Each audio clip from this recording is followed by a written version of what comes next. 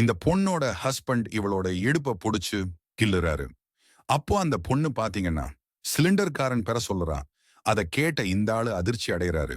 அப்போ அந்த ஆளு என்ன சிலிண்டர்காரன் பெற சொல்ற, அவனுக்கும் உனக்கும் என்ன தொடர்பு இருக்குன்னு கேக்குறாரு. ஐயையோ சாரிங்க, நான் வாய் தவறி சொல்லிட்டேன்னு சொல்றா.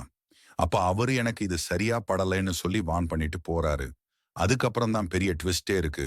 அதுக்கு முன்னால உங்களுக்கு அம்மாவை பிடிக்கும்னா லைக் பண்ணிட்டு கமெண்ட் பண்ணுங்க. பாப்போம் எத்தனை பேர் கமெண்ட் பண்றீங்கன்னு. அந்த ஆளு கேமராவை ஆன் பண்ணி கிச்சன்ல மறைச்சு வச்சுட்டு போறாரு. அப்புறம் இந்த பொண்ணு அந்த சிலிண்டர்காரனுக்கு ஃபோன் பண்ணி இங்க நடந்ததை சொல்றா. அதுக்கப்புறம் அவளும் அந்த ஆளும் பேசிட்டு இருக்கிறாங்க. அப்போ அந்த ஆளு நம்ம பிரிஞ்சுக்கலாம்னு சொல்றாரு. அப்போ அந்த பொண்ணு நான் என்ன தப்பு பண்ணேன்னு கேக்குறா. அப்போ அந்த ஆளு நீ ஒண்ணும் தப்பு பண்ணல, நான் தான் உன்னை கல்யாணம் பண்ணி தப்பு பண்ணிட்டேன்னு சொல்றாரு. அந்த ஆளும் அந்த பொண்ணு கிட்ட அந்த வீடியோ காட்டுறாரு. அந்த பொண்ணு அந்த வீடியோவை பார்த்து ஷாக் ஆகுறா. அவர்கிட்ட என்ன மன்னிச்சிருங்கன்னு கெஞ்சுறான்.